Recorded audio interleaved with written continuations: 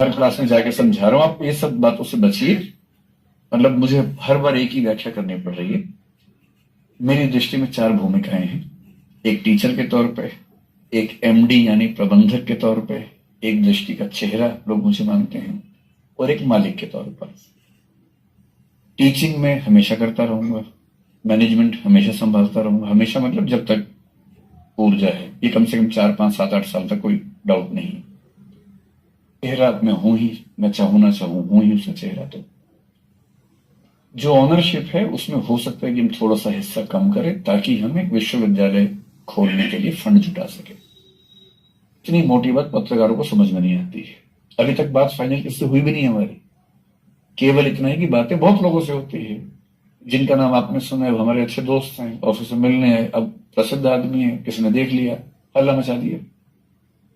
कहां से फिगर्स लाते हैं मुझे नहीं पता, शुद्ध कल्पनाएं चल रही हैं।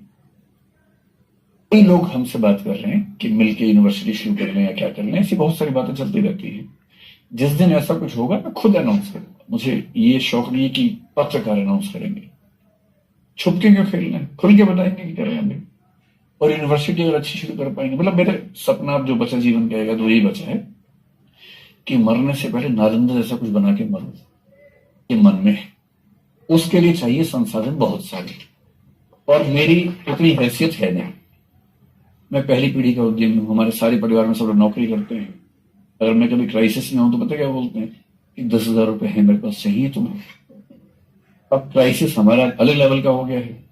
हमारे पूरे खानदान में ना कोई अडानी है, ना कोई अंबानी है, ना कोई बिरला है, ना टाटा है।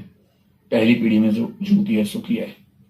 तो हमारे पास फंड इकट्ठा करने का एक ही तरीका है कि हम अपने कुछ शेयर्स बेच के फंड इकट्ठा करें। जब करेंगे बताइए, उससे आपको फर्क ही नहीं पड़ेगा। और मैं एक एग्जांपल सबको लेकर समझा रहा हूं कि ये जो क्लासरूम है, बिल्डिंग है, इसका मालिक मैं हूं या मैंने किराए पे लिए है, इससे वो क्या फर्क पड़ रहा है। अभी क्लास चल रही है, तो इस बिल्डिंग की ऑनरशिप मेरे पास नहीं है, दृष्टि के पास नहीं है, हमने रेंट पे लिए है, कंडीशंस लिखी हुई हैं। अगर हम दृष्टि के कुछ शेयर किसी को देंगे, कंडीशन कागज पे लिख लेंगे। और ये एकदम क्लियर है कि ऐसा होगा भी तो दृष्टि का मैनेजमेंट, टीचिंग, वो सारा कंट्रोल 100% मेरे हाथ में रहेगा।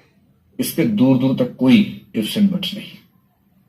आपका बैच खत्म होने तक भी, और अगर 20 साल बाद आपके बच्चे आएंगे तब तक भी कोई दिक्कत नहीं आने वाली है। निश्चिंत रहिए एकदम। ठीक है, ऑल द बेस्ट। पढ़ाई अच्छे से पढ़ाई।